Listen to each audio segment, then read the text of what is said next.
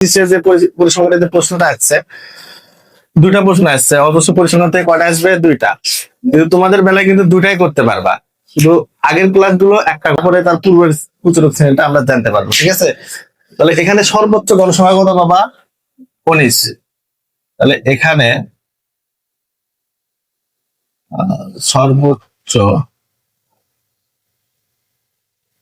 গণসংখ্যা 19।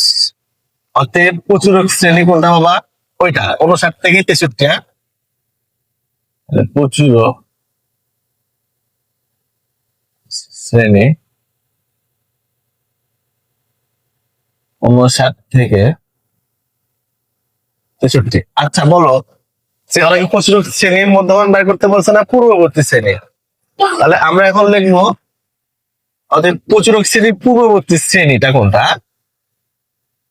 প্রচুরক, মানে এখানে লেখো, এখানে প্রচুরক শ্রেণীর পূর্ববর্তী। পূর্ববর্তী মানে কি আগেরটা না পরেরটা? বলো আগেরটা। আচ্ছা, পূর্ববর্তী শ্রেণী এটা কত দেওয়া আছে বাবা? 54 থেকে 58। তাহলে এটারই আমি কি বাই করবো? মধ্যমান। মধ্যমান মানে কি? তাহলে এই দুটা যোগ করে 2 দিয়ে ভাগ। অতএব মধ্যমান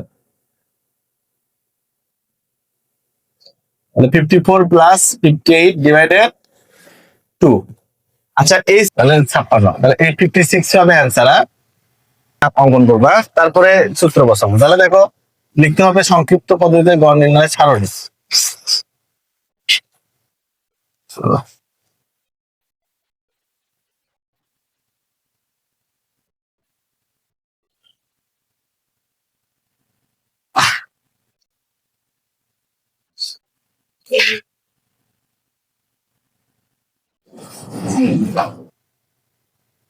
তাহলে সারণীতে কয়টা ছক দিব?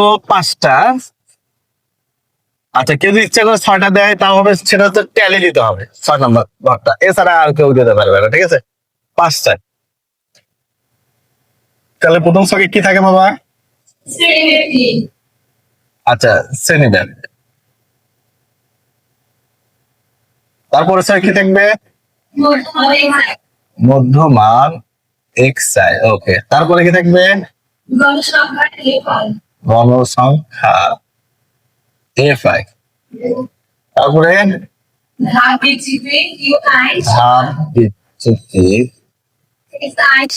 ইউ আই সমান x I divided x I minus A divided H. তারপরে এফ আই ইউ আই।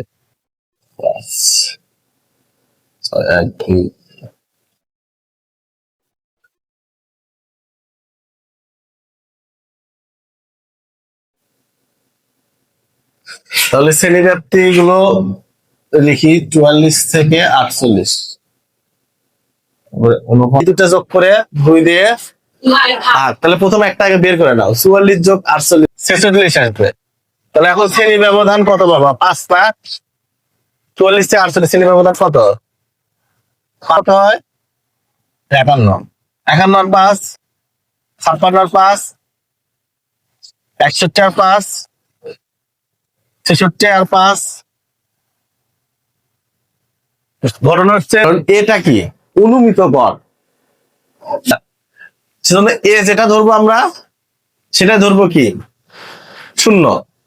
তাহলে উপরের দিকে কি ধরবো? মাইনাস, আর নিচের দিকে ধরবো প্লাস। তাহলে উপরের ঘরে যদি মাইনাস ধরো, তাহলে এটা কি হবে? -1 -2 -3। এদিকে কি হবে? 1 2। এবার এফ আই ওয়াই মানে কি? দুটো গুণলাম, 3 4 কত হয়? তাহলে মাইনাসে মাইনাস দিলাম, 11 2 22, মাইনাস আছে মাইনাস দিলাম, 13 কে 13। আচ্ছা, 0 দিয়ে 1 কোটি গুণ করলে কত হবে? ওই 0 হবে। হ্যাঁ, তাহলে 8 কে 8 5। তাহলে এবার আমরা সামেশনটা বের করে নেবো। সামেশন এ পাই ঠিক আছে -29। তাহলে সবই তো বের করতে পারো। তাহলে আমরা আমরা জানি এখন সূত্র লিখবা এক্স বার, কারণ আমরা একবার লিখছি উপরে সংযুক্ত পদ্ধতি। ঠিক আছে, আর বারবার লেখার প্রয়োজন নেই। সূত্র কি?